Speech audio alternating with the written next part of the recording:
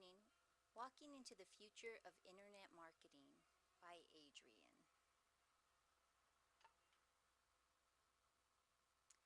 The future is going to be Web 3.0.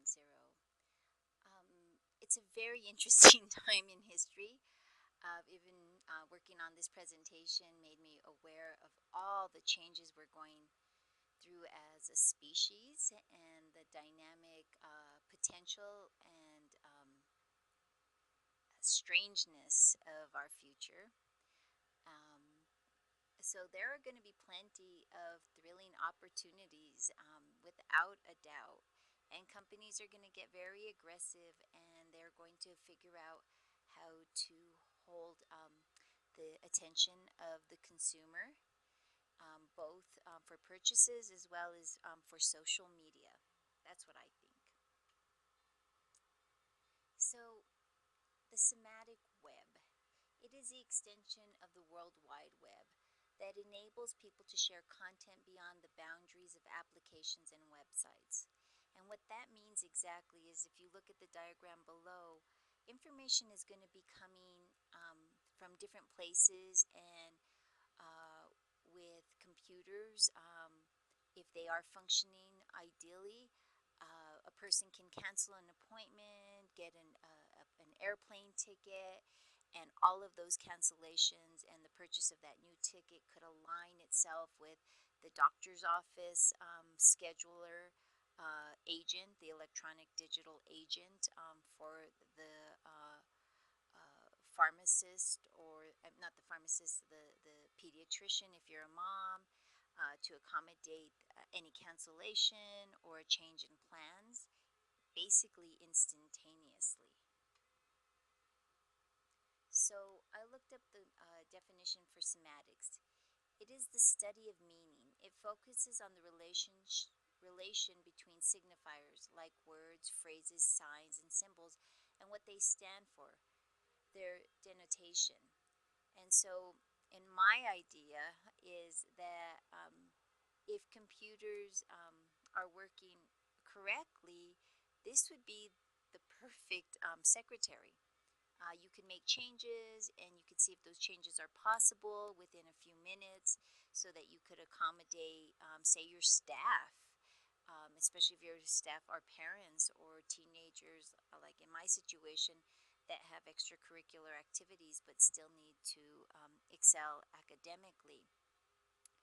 Um, if the web consisted of pure data that could be found, presented as required words and images on pages, texts, or emails, and shared based on this type and context, this would be Web 3.0. This is very exciting and scary to me.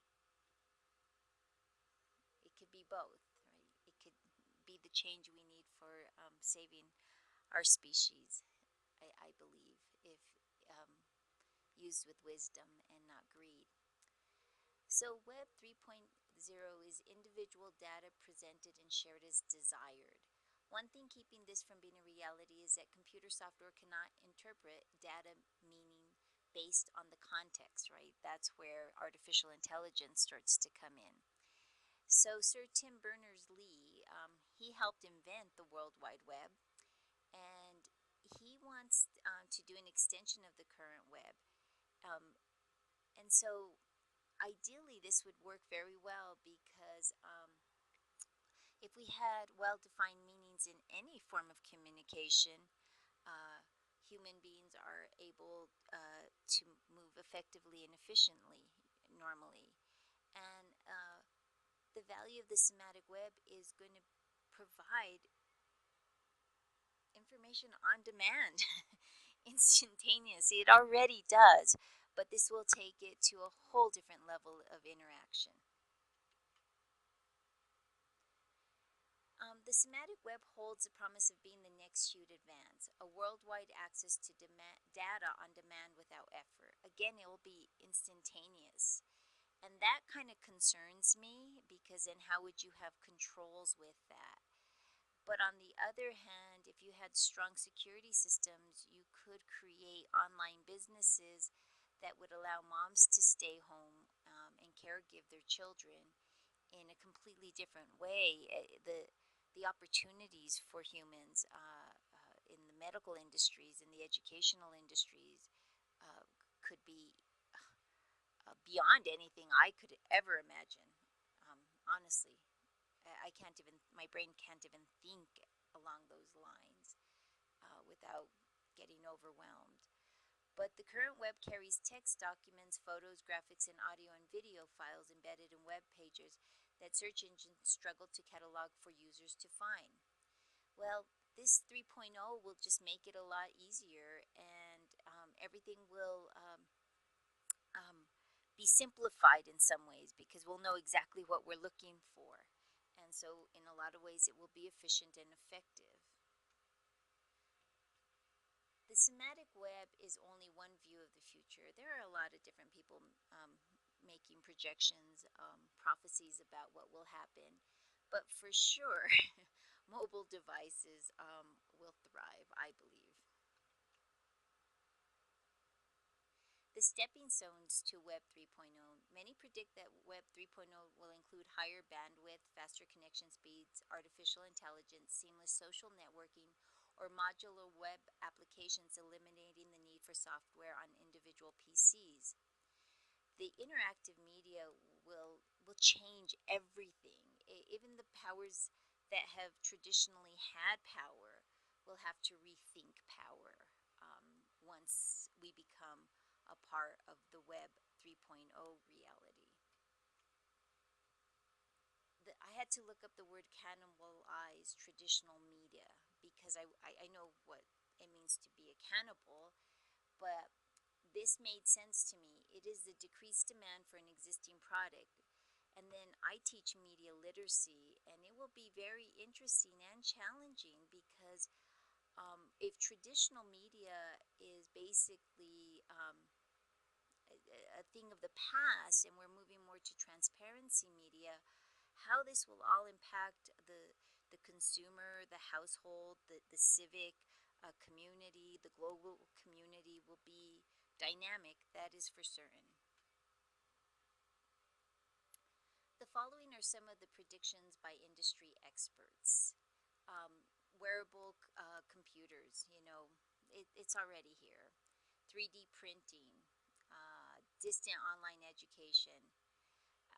I worry about that. I definitely don't feel that my distance online education was the best education. It's what I could afford and it was realistic. But there is a big difference between a classroom setting and online education, in my opinion. And I'm working right now with an online public school that is free for special ed students. I have 2 students, and again, it falls so short of a real, authentic education environment. So that to me is a bit scary and very alarming and concerning. Big data, that will be interesting, right? Because how much, when is too much too much? When is less? When does less become more?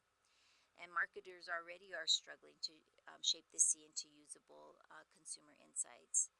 Um, and what are we going to do with money, right? Are we going to just have these devices and are we going to be done with money as we see it? And augmented reality that's interesting, is a combination of computer and real world data. And then to superimpose it on reality, that to me is intense. But I can see how we're going to go there.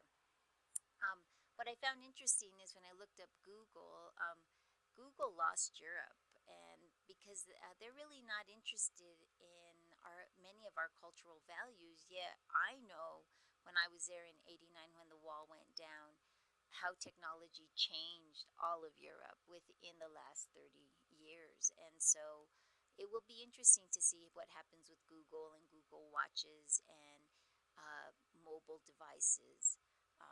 I see all the kids having them. The poor kids, the kids from everywhere, have these mobile devices. It's shocking to me. Um, and again, the augmented reality.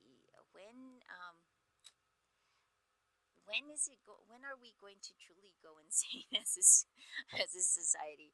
The reality I was raised in and the reality that we live in today, just in government industries, oh my god, the waste. So I'm curious to see what happens. And then the Gardner group, I really kind of appreciated what I learned from this. It creates an annual hype cycle, right? Because humans are still humans, beyond anything. And it looks at how maybe social media and cloud computing and mobile internet access will change, say, in 2 years and say in 10 years. And it's obvious we're going to have any channel, any device, anywhere. We already have that. We already have smarter things. We already have big data and global scale computing at small prices. We're forced to interact with technology. Siri is strange to me. I can't even go there with my phone. I ended up getting a phone because it was cheaper to get a smartphone or one of these Android phones than to keep my little cheap one. And so you're forced actually to advance with technology. Economically, it becomes a smarter move. And again, what is money going to really mean? Are we going to even have cash anymore? Are we going to do away with change? I'm curious to see. The voice of the customer is on file. It's kind of like a Woody Allen movie at this point for me. You can definitely tell that I'm older because, yeah, I could see how a voice could be recognition. And a 3D printer at home, that's going to be very interesting to me. And then here we have the hype cycle, right? It's just interesting. Technology trigger. That could just be a trigger for anyone. A peak of inflated expectations that happens to anyone. You go through the disillusionment, and then you go through your slope of enlightenment, and then you have your plateau of productivity. And you could apply this to technology, and it makes really a lot of sense. And um, I thought about the predictions for 2015 and beyond when I read this um, article, and um, I just think digital things are helping me make economic decisions. But when is too much too much, right? When is it when a nurse can't even take your temperature anymore? Just it'll be interesting. When will a mom forget to be a mom and just read all the charts on her child? That to me is what I'm seeing is an issue in the lives of the children I work with. Yeah, we're advancing, but a lot of the parents don't even have the basic skills to be parents, and a lot of the people in entry level positions don't even know how to do some of the most basic things in their jobs. And that to me is what I'm going to really be interested in watching is when do we have enough with technology and we start to realize that we're losing common sense in this process. But I love the benefits of technology. So it's going to be a critical dance to see what happens. And so I enjoyed doing this presentation. Here are my references. I wish you all a good night. I'm curious to see everyone's presentation later today. Thank you.